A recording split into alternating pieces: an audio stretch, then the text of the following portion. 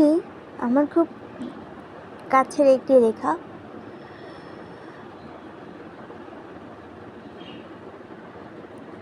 অভিনয়।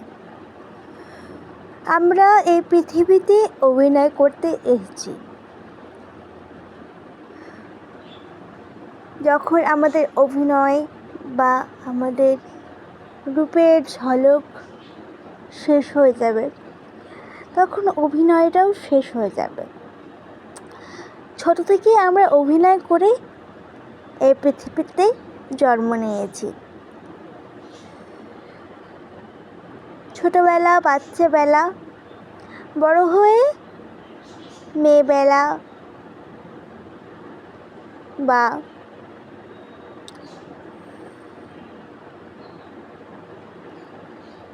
বিয়ের পরে আবার অন্য একটি অভিনয় শুরু হয়, কারণ তখন নিজের মানুষগুলোই পর হয়ে যায়। তখন পর মানুষগুলোই আপন করে নিতে হয়। তো আমরা শুধু এই পৃথিবীতে নয়, বহু জায়গায় বহু রূপে অভিনয় করে যাচ্ছি। কখনো বা মেয়ে, কখনো বা দিদি, কখনো বা নাতনি, বা কখনো বা নাতির অভিনয় শুধুমাত্র এই জগতেই দেখা যায়, আর কোনো জগতেই পাবে না। হয়তো বা টেলিভিশনে দেখতে পাওয়া যায়, কিন্তু এটাও একটা অভিনয়। পৃথিবীতে আসাটা একটা যাত্রাপালার মতো। যখন যাত্রাপালা শেষ হয়ে যায়, আবার তার নিজের বাড়িতে ফিরে যেতে হয়। কখনো কি ভেবে দেখেছো এই যাত্রাপালা কার জন্য, কিসের জন্য করছো তুমি? এই অভিনয়ের বেড়াজালে তোমরা নিজেরাই আটকে পড়েছো, আমরাও আটকে পড়েছি। বিভিন্ন ধরনের মানুষ হয় বা অভিনয় করার দক্ষতা লাগে।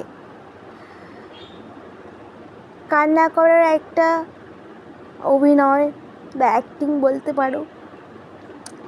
টিভিতে, মোবাইলে, এখন তো সব জায়গায় অভিনেত্রীরা অভিনয় করছে, কিন্তু আমরা বাস্তব জীবনে অভিনয় করছি। কারণ শুধু একমাত্রই অভিনয়ের পালা যেদিন শেষ হবে, সেদিন আর থাকবো না এই জগতে। অভিনয় করে যেতেই হবে। যতদিন বাঁচবে, যতদিন থাকবে, জানবে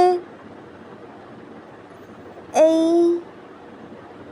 হাট বাজারে অভিনয় করে যেতে হবে।